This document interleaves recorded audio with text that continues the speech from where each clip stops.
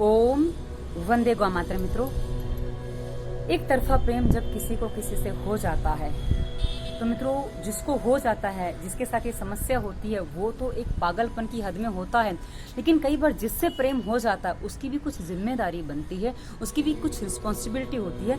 इसका कारण मैं आपको बता दूं कि जितनी जल्दी आप भ्रमों को दूर कर देंगे उतनी जल्दी सामने वाला शायद किसी सदमे में जाने से बच सकता है, किसी सदमे से निकल सकता है और अपने जीवन को कुछ सही दिशा में ले जा भी सकता है। और मित्रों, पिछले दिनों यानी कि दो तीन दिन पहले की बात है, मेरी किसी माँ से बात होती है। पहले एक महिला मेरे पास एक वो अपॉइंटमेंट लेती है, मेरे से बात करती है, कहती है दीदी मेरे बेटे के साथ एक समस्या हो रही है। मैं कहा बताइए। तो उन्होंने जो बताया तो मैंने कहा बेटे से बात करवाइए, आपसे बात करके उतना लाभ नहीं है। तो फिर मैंने बेटे से सीधा बात की और जब मैंने बेटे से बात की तो बेटे को मैंने सारी बातें जब स्पष्ट करी तो उसने मेरे को कहा कि दीदी वो मेरा मजाक बनाती है। मैं कहा जब आप समझ सकते हैं, आप समझने को आपका मजाक बनाती है, इसका मतलब वो आपसे प्रेम नहीं करती है, वो आपके साथ जीवन नहीं बिताना चाहती। बोलता है कि मैं तो बिताना चाहता हूँ। मैं कहा आपके अकेले करने से क्या हो जाएगा? जब तक दोनों पक्ष किसी चीज को ना चाहें तब तक कोई क्रिया, कोई संबंध आगे बढ़ पाना संभव नहीं होता है। तो मैंने उसको अच्छे से कुछ बातें बताई। मैं कहा चलो, एक लड़की जिसको आप बिल्कुल पसंद नहीं करते वही आपके साथ ऐसा व्यवहार करे तो? बोले मैं उसके साथ क्यों जाऊं? मैं कहा बस वही चीज उस लड़की के लिए भी लागू होती है जो आपके साथ क्यों आए। पर उसने एक बात आगे की और बोली, दीदी वो कई बार मेरे साथ ऐसा भी लगता है कि वो मेरे से प्रेम करती है, मेरे साथ कुछ इस तरह बात भी करती है। तो मैं कई बार ऐसे हो गया मेरे को। मैं कहा हो सकता है आपने उसकी भावनाओं को गलत तरीके से समझ लिया हो, या उसने जो मुझे बातें बताई और मुझे कुछ चीजें और भी समझ में आई। मित्रों, उसी पर मैं एक वीडियो बनाने जा रही हूँ। यदि आपसे किसी को एक तरफा प्रेम हो जाता है तो आपको क्या करना चाहिए ताकि आप उससे जल्दी खुद भी निकल सकें और सामने वाली व्यक्ति भी आपके प्रेम में, यानी कि आपके कुछ झूठे प्रेम में फंसकर, आपका झूठा प्रेम नहीं है पर उसको एक तरफा जो वो तो झूठा हो जाता है वहां पे, तो उसके लिए एक सामान्य दुनिया के समझने के लिए, वरना हर व्यक्ति अपने आप में तो सच्चाई होता है क्योंकि ऐसा वो खुद जानता है।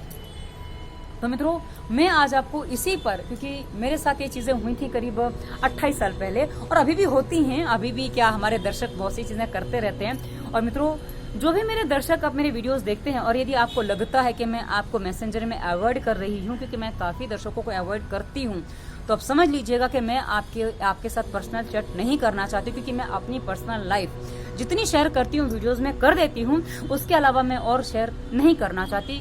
कम से कम आपके साथ तो नहीं करना चाहती, क्योंकि मैं आपको जानती नहीं हूँ और जानना भी नहीं चाहती। इसलिए आप आगे बढ़ने का प्रयास ना करें। हाँ, यदि आपको लगता है कि हम आपके इतने अच्छे प्रशंसक हैं, दर्शक हैं, ये फिर भी आप हमारे साथ ऐसा व्यवहार करते हो, हमें करना पड़ता है। क्योंकि मुझे जहां ये शंका लगती है कि कोई एक तरफा में बंध रहा है तो मैं उसको सीधा अवॉइड करना शुरू करती हूँ, कि मुझे पता है इसके आगे की स्थिति क्या बनती है, क्योंकि मैं पहले 2 जन को झेल चुकी हूँ। मित्रों, बात उस समय की जब मैं कॉलेज में पढ़ती थी, फर्स्ट ईयर बीकॉम में थी, उस समय मेरे सामने एक ऐसा ही किस्सा आया था जिसकी मैं बात कर रही हूँ। मित्रों, मुझे नहीं समझ में आया कि उस व्यक्ति ने मुझ में क्या देखा था, क्योंकि उस समय मैं दिखने में भी बहुत ज्यादा सुंदर नहीं थी, क्योंकि एक सामान्य लड़की थी मैं, जिसकी 2 चोटियां हुआ करती, जो तेल डाल के हमेशा चोटी बनाया करती और जिसको कभी भी फैशन पसंद नहीं थी। मैं, और फैशन मुझे पसंद नहीं थी वो एक बात थी, पर मेरे माता पिता को भी फैशन पसंद नहीं थी, तो हम वो चीज करते ही नहीं थे। तो ऐसी स्थिति थी हमारे साथ मित्रों। तो ऐसी स्थिति में किसी को कोई लड़की अच्छी लगी, क्यों लगी, आई डोंट नो, क्योंकि मैं उस बात को कभी समझ नहीं पाई और मैं समझना भी नहीं चाहती, क्योंकि आज उसको समझ के मुझे कुछ होना नहीं है। अब मित्रों, आगे मैं बढ़ती हूँ। जब उन्होंने मुझे प्रपोज किया तो मुझे समझ में नहीं आया कि मेरी बात कर रहे हैं, तो मुझे लगा किसी और की बात कर रहे हैं। तो मैंने कहा चलो मिलके आते हैं। बोले गुड़िया नहीं समझी। तो मेरे एकदम दिमाग में बिजली कौन गई। मैं कहा ये क्या है? तो मैंने उनको समझाया कि भाई देखो, हम जहाँ खड़े हैं, हम जिस स्थिति में खड़े हैं, मैं अपने माता पिता के विरोध में जाके कुछ काम नहीं करने वाली हूँ, क्योंकि मुझे वो पसंद नहीं है। और मेरे माता पिता ने मुझ पर विश्वास किया और मुझे पता है कि मेरे माता पिता मेरे लिए कोई अच्छा सुयोग्य जीवन साथी ढूंढेंगे। और मुझे उसमें कोई, वैसे तो मुझे उस समय विवाह में रुचि नहीं थी, पर हाँ उन्होंने कहा था तो मैंने उनको एक बात ये बता दी थी। और मित्रों, उसके आगे मैंने उस व्यक्ति के सामने एक शर्त और रखी। शर्त कहूँ या जो भी आप समझ लीजिए, क्योंकि मैंने उस व्यक्ति से बात करना तो बंद नहीं किया था, क्योंकि वो मुझे सही नहीं लगा। क्योंकि उन्होंने मेरे को लास्ट में इतना ही, आज वो कहते प्रभा गुड़िया तुमने मुझसे बात करना बंद नहीं किया, मेरे लिए इतना ही पर्याप्त है। पर तुमने अपने मन की सही बात कह दी और साथ ही वो बात कह दी कि जिससे मुझे आगे बढ़ने में बहुत जल्दी तुमने आगे बढ़ा दिया। मतलब मैंने उनको इतना ही बोला कि आपने ये जो कह दिया इसको यहीं खत्म कर दो, और अब जब अगली बार आप मेरे सामने आओगे तो आपका विवाह हो जाना चाहिए। मैंने उनको इतना ही सूचना दी थी, इतना ही कहा था। और मित्रों उस व्यक्ति ने उस बात को तहे दिल से निभाया। और आपको बता दूं, जब हमारा दूसरी बार सामना हो तो उन्होंने मेरे को एक ही बात बोली, बुढ़िया 3 महीने बाद मेरा विवाह है। मैंने कहा ठीक है। उन्होंने मुझे अपने विवाह में नहीं बुलाया और मैं जा भी नहीं सकती थी, क्योंकि आसपास की स्थितियां ऐसी नहीं थी, घर परिवार की स्थितियां ऐसी नहीं थी कि मैं चली जाती, तो बात नहीं होनी थी।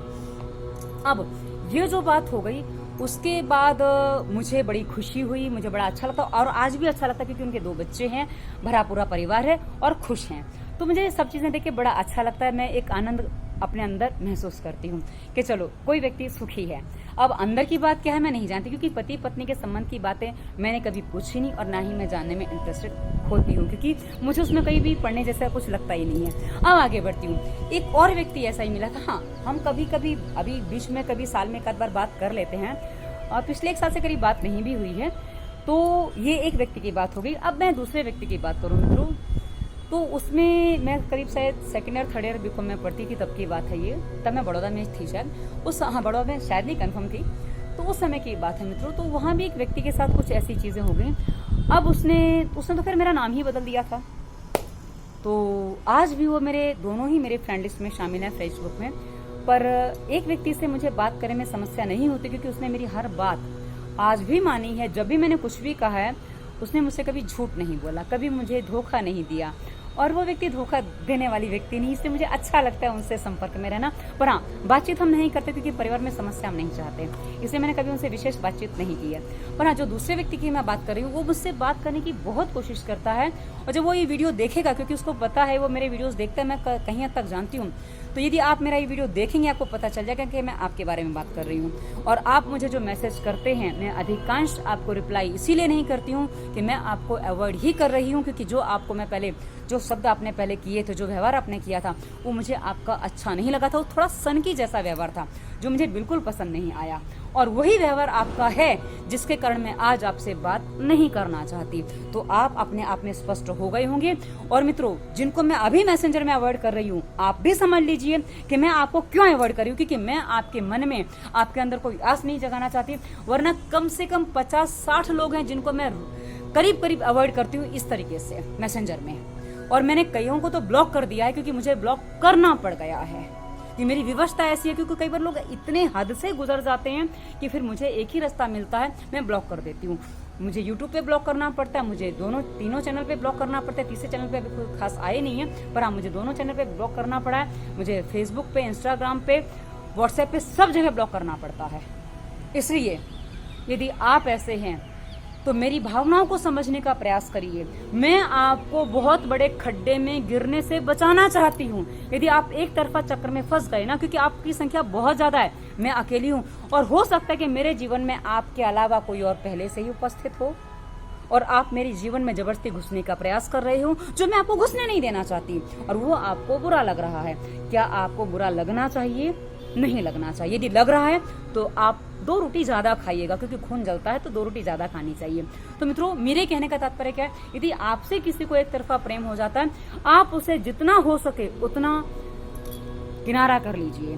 उनकी बातों को रिस्पॉन्स मत करिए, क्योंकि जितना आप रिस्पॉन्स करेंगे, क्योंकि कुछ लोग तो ऐसे ढीठ होते हैं, क्योंकि एक नहीं 7 हैं कुछ, एक तो मैं कह रही हूँ, क्योंकि एक एक करके नंबर आता है, तो करीब 7-8 जन हैं, तो इतने ढीठ हैं कि लास्ट में मैंने यहाँ तक चेतावनी दे दी कि एक जगह आपकी बची है, आप यहाँ भी गड़बड़ करेंगे तो यहाँ भी ब्लॉक कर दिए जाएंगे, और वो वहां भी ब्लॉक हो चुके हैं। तो अब कुछ लोग तो मैंने देखा शब्दों में पकड़ में आ जाते हैं, नई आईडी बना के कोशिश करते हैं। आप नई आईडी बनाओ, चाहे कुछ भी कर लो भाई, आप पहचान में तो आ ही जाओ, क्योंकि आप अपने शब्दों को, आप अपने टोन को नहीं बदल पाओगे। मेरे एक व्यक्ति बढ़ जाएगा, लेकिन हाँ, आप नहीं बदलोगे।